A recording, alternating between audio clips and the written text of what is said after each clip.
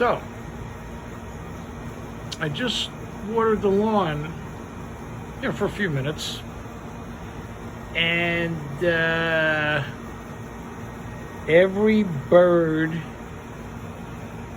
that ever lived is now on our yard eating all the cedar.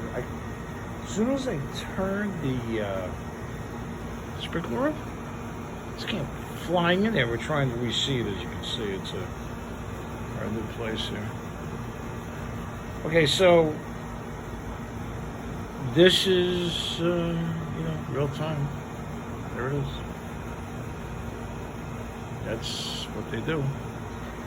So the grass may never grow. They're over here too, in this bush. Just trying to figure all this out. We didn't live in a house before, so they just love this. But you know what? At least we're doing something for somebody. Very good. Okay.